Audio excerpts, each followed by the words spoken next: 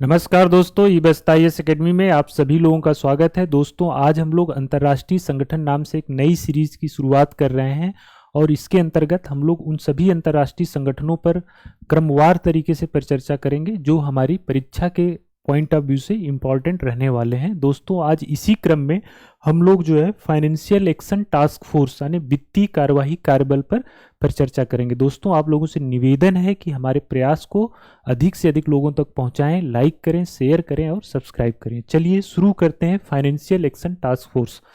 दोस्तों, financial action task force या वित्तीय कार्यवाही कार्यबल यह एक अंतर सरकारी निकाय है यानी इंटर गवर्नमेंटल बॉडी है, ठीक, जो कि मनी लॉन्ड्रिंग और टेरर फाइनेंसिंग का जो है एक तरह से वॉचडॉग या निगरानी करता समूह है। ठीक दोस्तों, जो फाइनेंशियल एक्शन टास्क फोर्स है इसकी स्थापना 1989 में जो है G7 की जो पेरिस में बैठक हुई थी उसी के दौरान जो है इसकी स्थापना की गई थी। तो ये मोटा मोटा क्या है, मनी लॉन्ड्रिंग और आतंकवादी वित्त पोषण और साथ ही साथ कह लीजिए कि ये जो वेपन ऑफ मास डिस्ट्रक्शन होते हैं यानी सामूहिक विनाश के हथियार, उनका प्रसार के लिए जो वित्त पोषण किया जाता है उनके विरुद्ध कार्य करने वाला या उन पर निगरानी रखने वाले देशों का एक समूह है।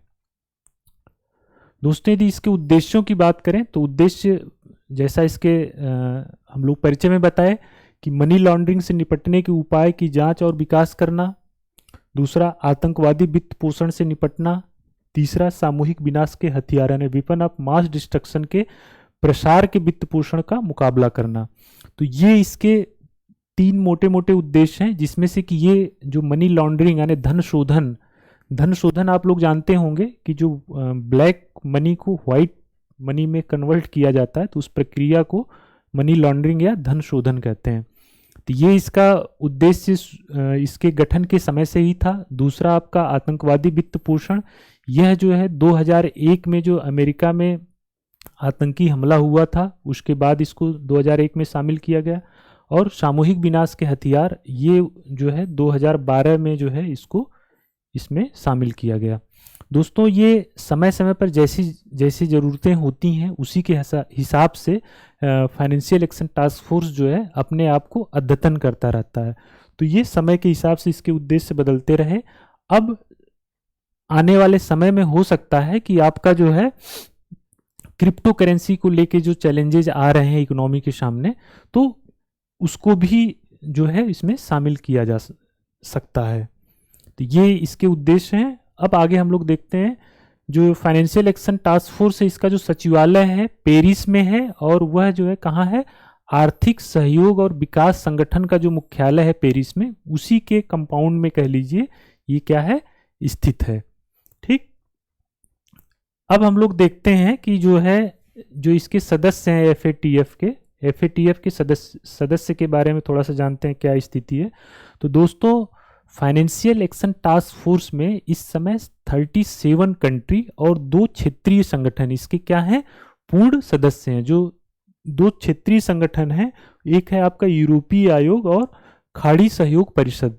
तो कुल मिला के इसके 39 जो है क्या है, 39 सदस्य हैं, जिसमें से कि जो है 37 देश हैं और 2 संगठन है। और वो संगठन कौन है, खाड़ी सहयोग परिषद और यूरोपीय आयोग यानी यूरोपियन कमीशन। अब जो भारत की स्थिति हम देखते हैं तो Bharat financial action task force का 2010 में पूर्ण सदस्य बनता है। इससे पहले 2006 में ये पर्यवेक्षक के रूप में इसमें शामिल होता है। तो भारत जो है क्या है, 2010 से जो है इसका 2010 से Bharat financial action task force का पूर्ण सदस्य। ठीक,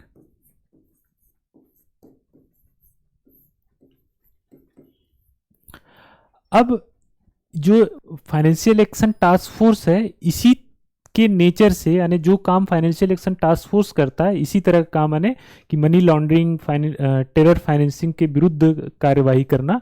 तो इसी तरह के 2 दो क्या लगभग 8 समूह ऐसे हैं, लेकिन इसमें से ये दो इंपॉर्टेंट है, एशिया पैसिफिक ग्रुप और यूरेशियन ग्रुप, जिसका कि भारत भी सदस्य है। तो ये एक साथ ही तीनों आप मतलब पूछा जा सकता है ना कि मतलब कि भारत इनमें से किसका सदस्य नहीं है, इनका नेचर क्या है, या किस तरह के ये काम करते हैं, इनके उद्देश्य क्या है। तो जिस तरह से वित्तीय कार्यवाही कार्यबल का उद्देश्य है यानी कि मनी लॉन्ड्रिंग, टेरर फाइनेंसिंग पर कार्यवाही करना, उसी तरह से जो है एशिया पैसिफिक ग्रुप है और यूरेशियन ग्रुप है। जो ये एशिया पैसिफिक ग्रुप है, एशिया पैसिफिक ग्रुप, इसकी स्थापना 1997 में होती है। इसमें जो है वर्तमान में जो है जो एशिया पैसिफिक ग्रुप है, इसमें 41 कंट्री हैं और भारत भी इसका क्या है, सदस्य है। ठीक, इसी तरह से जो आपका ईएजी है, ईएजी यानी कि आपका यूरेशियन ग्रुप, इसकी स्थापना जो है 2004 में होती है। इसके जो है 9 सदस्य हैं और इंडिया भी इसका क्या है, सदस्य। इन दोनों ग्रुप का भी एम क्या है, उद्देश्य क्या है कि मनी लॉन्ड्रिंग यानी धन शोधन प्लस टेरर फाइनेंसिंग है ना, इन सब के विरुद्ध ये सब यदि कुछ इस तरह की गतिविधियों को जो है कम करना या रोकना है।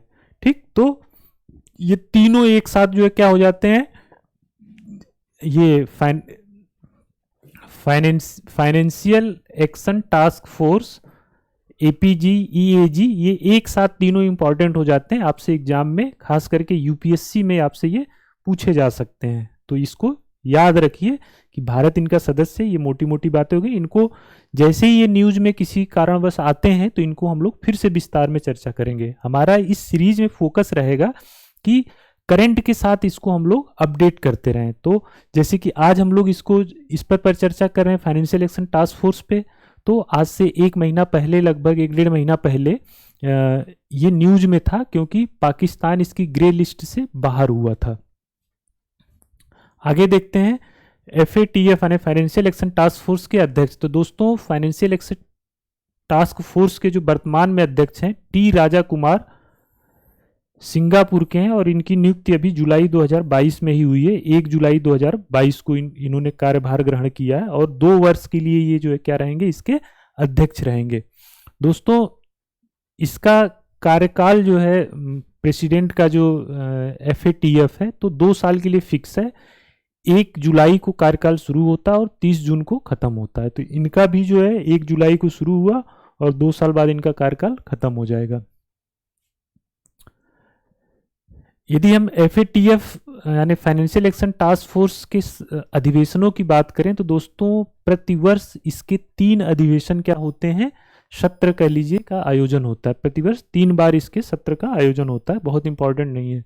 अब आ जाते हैं, एक बहुत ही महत्वपूर्ण टॉपिक है ये, FATF की ग्रे और ब्लैक लिस्ट। तो दोस्तों FATF यानी फाइनेंशियल एक्शन टास्क फोर्स जो है कोई ग्रे और ब्लैक नाम से कोई लिस्ट नहीं जारी करता है, मतलब सो कॉल्ड इस नाम से कोई लिस्ट नहीं है, लिस्ट होती है। मतलब एक कह लीजिए एक मूल्यांकन रिपोर्ट जारी करता है या एक निगरानी सूची जारी करता है कि क्या स्थिति है मनी लॉन्ड्रिंग को लेके या टेरर फाइनेंसिंग को लेके। तो उसी को जो है चलती फिरती भाषा में ग्रे लिस्ट और ब्लैक लिस्ट नाम दिया गया है।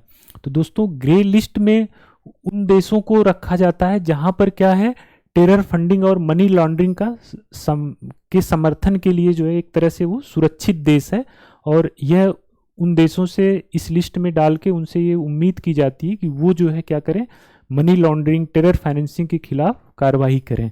ठीक, जैसे देखिए यह उस देश के लिए एक चेतावनी के रूप में कार्य करता है कि उसे ब्लैक लिस्ट में शामिल किया जा सकता है, यानी कि जो देश ग्रे लिस्ट में है यदि वो इनके खिलाफ यानी मनी लॉन्ड्रिंग जो हो रही है या टेरर फाइनेंसिंग हो रही है तो उसके खिलाफ यदि कार्रवाई नहीं करता है तो वो कहाँ चला जाएगा, ब्लैक लिस्ट में।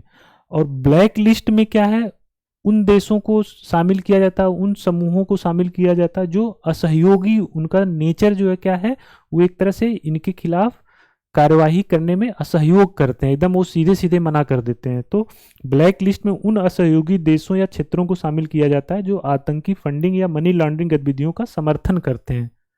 ठीक, तो इसमें जैसे वर्तमान में ईरान, उत्तर कोरिया और म्यांमार जो है ब्लैक लिस्ट में है।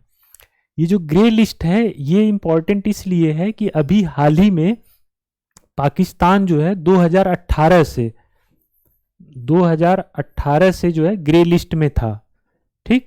और अभी अक्टूबर 2022 में उसको जो है ग्रे लिस्ट से बाहर कर दिया गया है। तो ये काफ़ी मतलब भारत के लिए चिंता का विषय था कि भाई जो पाकिस्तान है वह टेरर फंडिंग का जो एक तरह से क्या है, एक तरह से हेवन है ना। लेकिन इसके बाद भी उसको वहाँ से इस लिस्ट से हटाया गया। तो वो जो अब उसको जो वित्त मिलेगा, जो फाइनेंस अदर ऑर्गेनाइजेशन से होगा, जैसे वर्ल्ड बैंक हो गया, IMF हो गया, है ना, या एशियन डेवलपमेंट बैंक हो गया, तो जब ये कोई देश इस लिस्ट में आ जाता है तो यहाँ से फाइनेंस मिलना उनको एक तरह से कम हो जाता है, या कह लीजिए उस देश में निवेश होना भी कम हो जाता है, ठीक है। तो जब यहाँ से जब पाकिस्तान निकला तो उसको जो क्या होगा, फाइनेंस अवेलेबल होगा, तो वो फाइनेंस का दुरुपयोग टेरर गतिविधियों में हो सकता है। तो इसलिए भारत के लिए यह चिंता का विषय है। तो कुल मिला के मोटी मोटी इतनी बातें रही फाइनेंशियल एक्शन टास्क फोर्स के बारे में। और इसमें मेरी समझ से जो सबसे इम्पोर्टेंट बात है वो ये वाला है कि जो एशिया पैसिफिक ग्रुप है, यूरेशियन ग्रुप है और FATF है, तो इसका जो उद्देश्य है, जो किस क्षेत्र में काम करते हैं, तो ये इंपॉर्टेंट है। तो ये सभी किससे रिलेटेड है, मनी लॉन्ड्रिंग, टेरर फाइनेंसिंग, इन सब से रिलेटेड ये ग्रुप है, तो इसको याद रखिए, ठीक। नेक्स्ट हम फिर किसी और अंतर्राष्ट्रीय संगठन को लेकर आएंगे। उम्मीद है कि यह लेक्चर आपको अच्छा लगा होगा। Thank you.